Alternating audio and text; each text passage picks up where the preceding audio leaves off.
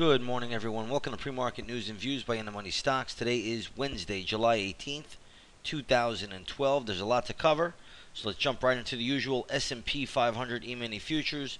You'll see that the futures markets, S&P that is, trading lower by about 4 points to 1354.50 per contract. So a decent little dip to start the day, but nothing terrible. A lot of times the markets start lower, the dollar starts higher, and that pretty much is the story. This morning, you'll see that the U.S. dollar index is once again gaining before the opening bell. We've seen this theme again. The dollar is up 22 cents, I believe, at the moment to 83.39 per contract. Dollar having a nice little move here. But one thing you want to watch for the dollar, if it starts to fall, then the markets will catch a bid. If you just take a look at yesterday, the dollar started up very, very strong right around 10 o'clock in the morning, 10:30. All of a sudden, the dollar started to tip over. Once the dollar sold off, the markets caught a big bid, reversed an early decline, and finished the day positive, really across the board. And that's the story. The dollar is still the most important chart that any trader can follow. The markets continue to trade inverse to the dollar, especially after the opening bell rings at the New York Stock Exchange, which is 9:30 a.m.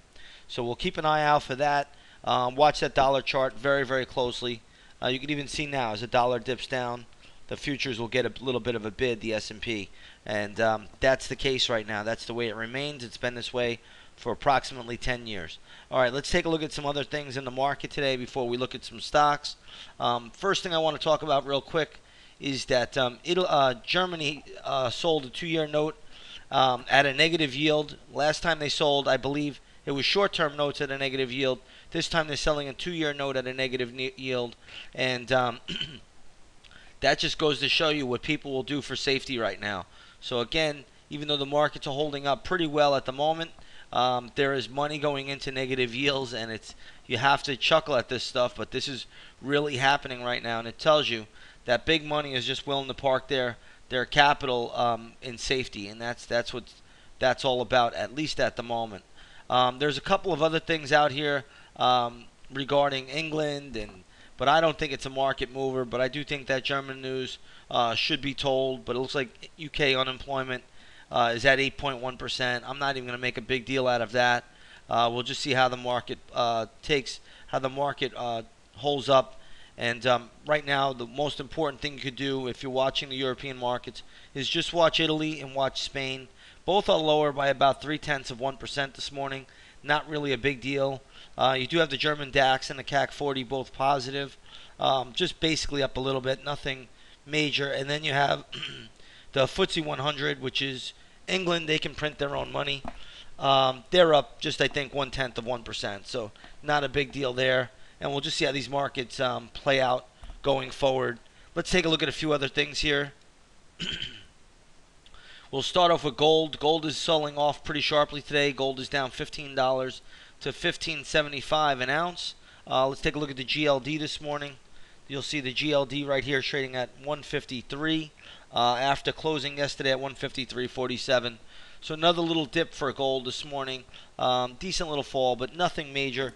If the dollar starts to sell off, watch for gold, get a bid. Gold is still hanging in there. If the dollar sells off, gold will get a bid. That's what everybody should watch for. Now let's take a look at oil this morning. Spot crude, light sweet crude I should say, is down about 15 cents to 89.08 a barrel. Not a big deal. USO, which is what we use here for proxy, is trading right around the 33.38 level, really unchanged from yesterday. So not a big deal there. Again, oil will be affected by the dollar. You can just take a look at oil's chart yesterday. There's the USO right here at 10:30 in the morning. Once the dollar started to fall, look at the rally oil got. So big pop in oil yesterday from the lows of the day. But that's all about the dollar. Everything is trading inverse to the dollar, especially these commodities like gold, oil, silver, copper, and so forth. Everything is trading. Even stocks are trading inverse to the dollar at this moment. So keep that on your radar at all time. Watch that U.S. dollar index chart. Very, very important. All right, we got some stocks in the news today. We're going to start off with Intel. There's a big giant tech chip company. Right now, Intel is trading down at 25.06. It was all over the map yesterday, right at the close. Now trading down at 25.06. It looks like they're going to cut. They did cut guidance going forward. A lot of the news was baked into the stock already, but I still have the stock going down lower. So be very careful with Intel, even if it does get a bounce today. Ultimately, once it breaks the pivot low of 24.68, this stock will be on a downslide to around the 24 level, maybe even 23.50. So again, not seeing a lot of strength in Intel, but it's holding steady this morning, right around this $25 level. Seems to be just a little bit of support there. Nothing great, nothing terrible. Can't make much out of it. Ultimately, it's usually not that big of a mover, and we'll see how it reacts after the opening bell rings. Let's take a look at Bank of America. This is the big financial stock that reported this morning. Bank of America started higher, then has come in. It's trading right now around 875. I just don't see a lot here for BAC. The upside, if it rallies up there, would be 823, 824. There's a wall of resistance up there. And if it falls, this thing could go as low as $6.93 ultimately. But right now, it's kind of in a range. I don't see all that much activity to give you any great levels. Just those are the wide range levels that I just gave you. Let's take a look at this Vivus. It looks like this finally received its approval for a weight drug. It was already factored in. I don't see this thing really climbing much above 32 at the moment. In fact, I have a black line in there. That's from my daily chart. You can see the stock has hit 32, and it's retreating a little bit already this morning. So I don't see anything great there. It's not a bad gap up, though. So just to respect it a little bit. But I just don't see the stock getting above 32. But I don't think there's a lot you want to do with it here. Let's take a look at Honeywell. Honeywell reported earnings as well. The stock is trading higher this morning to around 55.61. I don't see a lot of strength here. It probably has to get above the $56.20 level to show us any real conviction. Has a ton of resistance at 57, so just watch that level. Honeywell at 57. I'd watch for a pullback. Could be a scalp short area at 57 for Honeywell. Let's take a look at STJ, which is St. Jude Medical. Stock is gapping up this morning to $39.98. Make it $40. I just don't see much strength here. Should be pretty decent resistance at 40. If it gets through there, watch 41. There's more resistance at that level, but I'm just not seeing a lot of upside strength here in St. Jude Medical. Yeah, a ton of resistance at 41. That could be a scalp short opportunity if the stock does get up there. All right, let's take a look at BlackRock. Here's another giant financial that really is under the radar for the most part. Stocks all over the map this morning, trading down here. Now it looks like it's back up. I don't want to make too much out of it. If it does find a bid somewhere, just realize it has a lot of resistance around 179.60, maybe 180. Ultimately, though, right now the stock's not telling us a lot in the pre-market, so we got to be a little bit on guard, a little bit careful with that one. But just watch that 179.50 area. That should be fairly decent resistance. Gets through there, then the next upside resistance level would be 184.70. Make that 184.85, 184.85, and then 190.70. So I don't see those levels even remotely getting touched. But hey, you never know. Stranger things have happened. Now, if this thing falls, you could watch for some support around the 165 level, but I'm not sure that's going to happen either. So it looks like BlackRock is holding firm today. Let's take a look at VMware. Okay, this is in the cloud space. VMware has been a beaten down stock. Yesterday it closed at 80.29, came out with earnings. It's trading up here at 85.30. Believe it or not, I know it's a nice little gap up, but it really needs to get above this 86.20 level on a closing basis. If it does not do that, the stock is vulnerable to further declines. Believe it or not, I'm not seeing a lot of strength in this one, so I'd be careful with this one.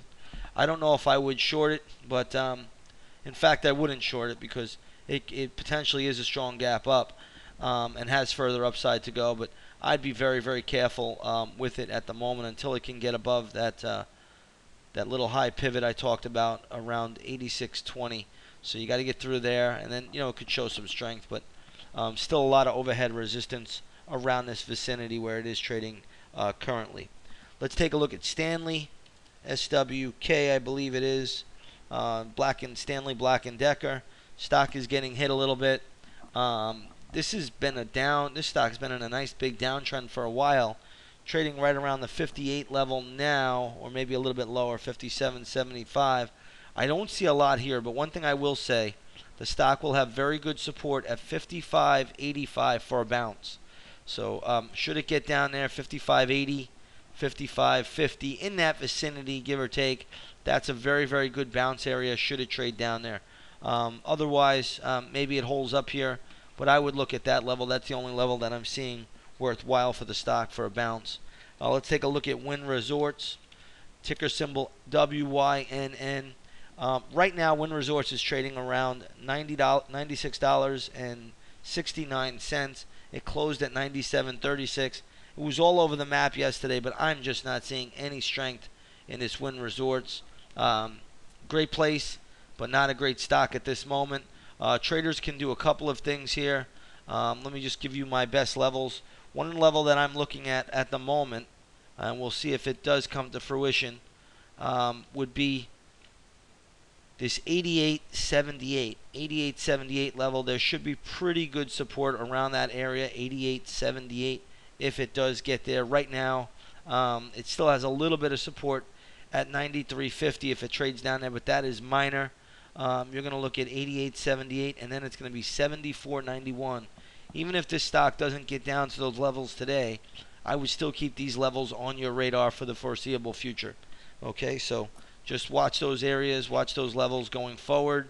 Again, you watch 88.78. There could be a little bit of a bounce there, and then it's really down to the $74.90, $75 area. So Wynn Resorts not showing us any strength, and that just goes to show you how weak the Macau market has become, and just a reflection of what China has become. China has become very, very weak as of late. All right, that looks to be everything I have on my radar this morning. Let's just see how this market plays out. Keep that U.S. dollar index on your radar. Don't take that off. This is the most important chart. Today is Whipsaw Wednesday. It is the Wednesday before options expiration. This Friday, July 20th, will be options expiration. This tells us today will be the most volatile of all the trading days. Usually it is the most volatile of all the trading days during the options expiration week. So be on guard for that. Expect the unexpected. And I will see you all tomorrow on the charts. Take care, everybody. Have a great day.